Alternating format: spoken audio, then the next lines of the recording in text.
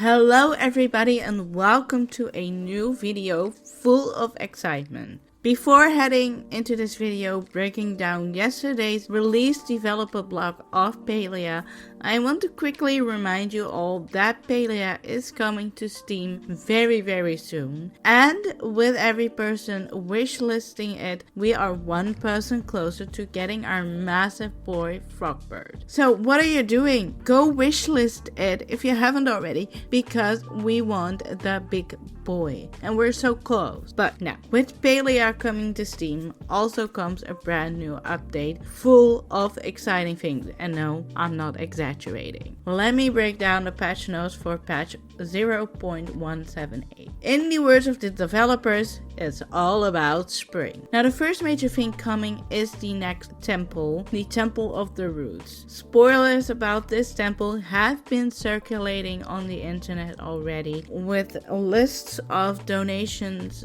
to the bundles we could potentially be expecting. Nothing about this is certain yet. The developers didn't confirm any of this, but it wouldn't be the worst thing to prepare some things in advance. Also, one of the major changes to this new temple is going to be player experience. So they have brought in new techniques and approaches to the way the space is built. So first, let's take a look at the photo that's been released by the developers in the developer blog. By now, the developers also have released a video that we'll be diving deeper in and we'll be taking a look at later. But first, I'm gonna take a look at this picture here, and there's a few things that caught my eye right off the bat. So on the right side, on the bottom side, it looks like these stairs and these ladders that you can find all throughout the world of Palia in Kilima and Bahari Bay, that we've also seen in previous temples, that we see in the tower, and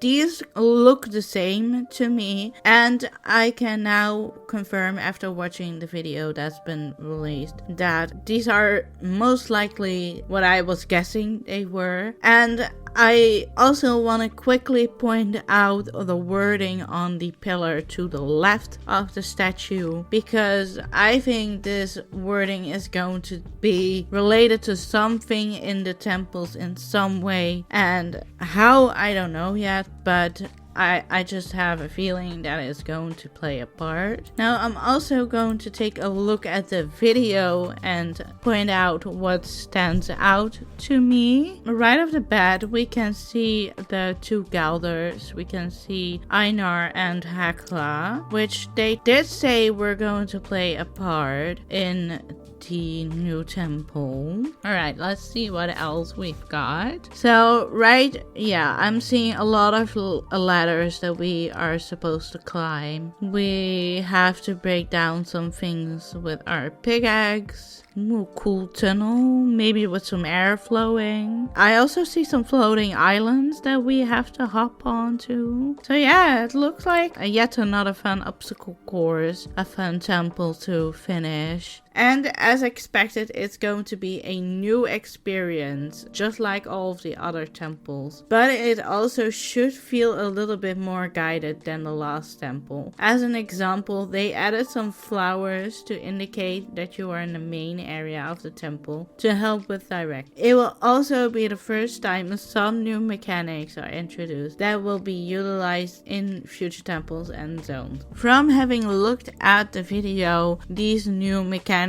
could be the rock breaking with your pickaxe or the floating islands that we have to hop on and hop off. But they also state that although they don't want to spoil too much, they did mention that those who are fans of the Galders. Now, for those who don't know what the Galders are, the characters like Einar and Hekla. So those who are fans of the Galders will have something to look forward to. Now, what that means, I don't know, maybe a completely new Gelder will be introduced, one we may have heard about already but have not seen yet, or that we will have more to interact with, like I mentioned, the already existing ones like Ina and Hekla. It's just gonna be a wait and see type situation. But they also mentioned this won't be the last temple we will be getting, but they also won't mention more than that for now. Also, in the next update, they will also be adding in the first of several changes behind the scenes that ultimately will result in an improvement of climbing and traversal in the game. Now, they are aware of the fact that climbing has been having a lot of issues. As of lately, I myself have experienced a lot of these glitches and bugs and problems as well, so I'm really excited to see that they are actively working on this problem and that we may be able to see some changes already in the next update. Now, let's be done with the peanut stuff and let's get into the big league. So, I think it's easily enough the most exciting thing to come from this upcoming update, which is the new foliage. You heard me right. We will be getting flowers and trees. Yes, I will explain in a minute why I'm also mentioning trees in this video. First, let's talk about the flowers, because we will be finally able to decorate our plots with a lush array of flora. Now, the way to obtain these flower seeds, insects will have a chance to drop these. Like, we can obtain silk thread from certain insects now. We're gonna have to wait and see if all insects will be able to drop seeds or if it's going to be limited to certain insects, but that's not clear yet. What is clear though is that these seeds can be planted on our housing plot, and of course, like crops, flowers also need water to grow. So your flower will start at a sapling stage and it needs to be watered alongside some time passing in order to reach its fully grown stage. The thing about Palian flowers though is, however, that they're everlasting. So once you have a flower,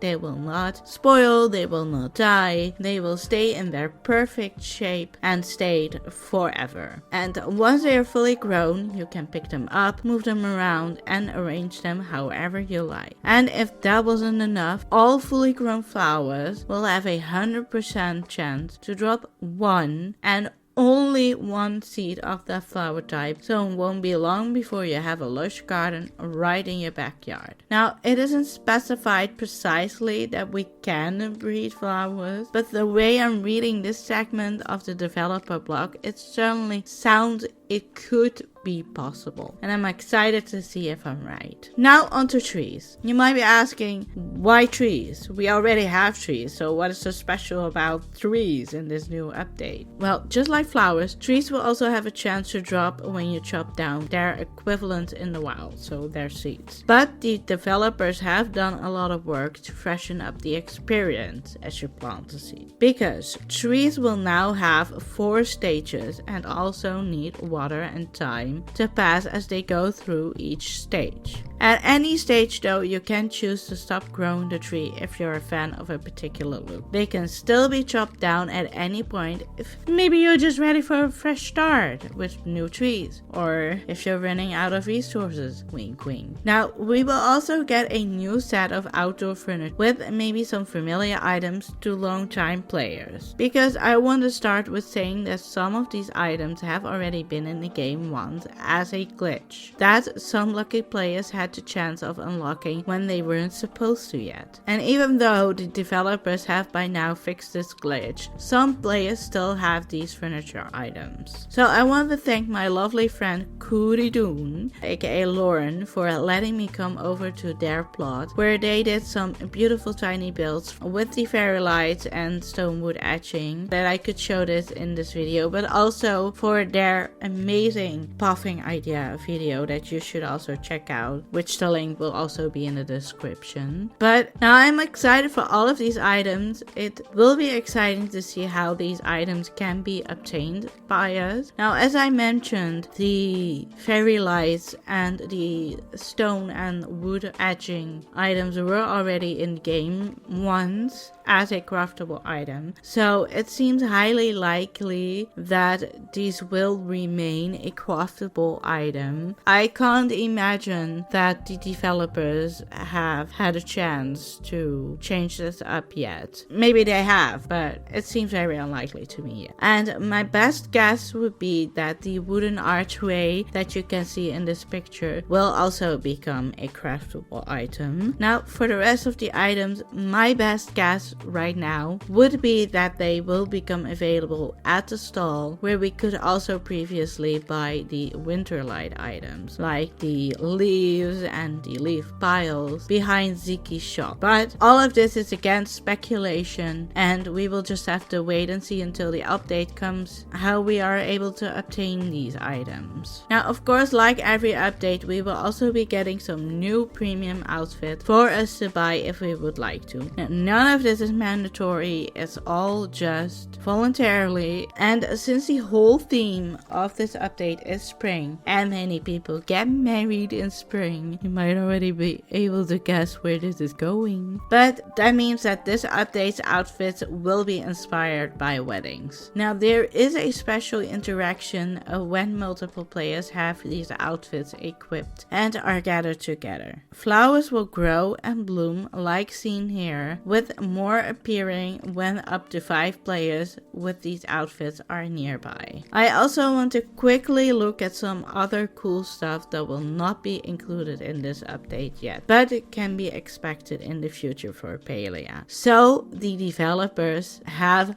listened to us, and we will be getting pathways and walkways. We will eventually be able to add a flair to our home with wooden and stone path options as shown here. We will also be getting something called building blocks, which I gotta say I am not the biggest fan of, but I am excited to see what we can accomplish with this. We will also be getting a new house blueprint, which means we can level up our home, which means a whole new upstairs layer. We will also be able to level up to friendship 5, and finally a map grid and an ammo pouch. Now, we also know that the more people wishlist the game, the bigger Frogbird will get, as mentioned at the beginning of this video. But in the developer blog, it sounds like they are hinting at more than just that. That they may have gotten a little too carried away. Could that mean an even bigger Frogbird? They did say that if they do reach their end goal of 500,000 wishlist, they might be able to accommodate something that they know we as players are sure to love. Which my hopes would be that we would be able to customize Frogbird for those who might want the smaller version instead. Don't get me wrong, I like the big boy, but just look at how cute the smaller one is. Don't you agree? Or maybe we will be able to get a pet frog. But what it actually is, it involves getting us to that number of wish list and waiting for the update. So we will just have to wait and see what they did mean by this, but it's sometimes a little bit fun to speculate. I want to thank you for watching this video, and let me know down in the comments by putting a flower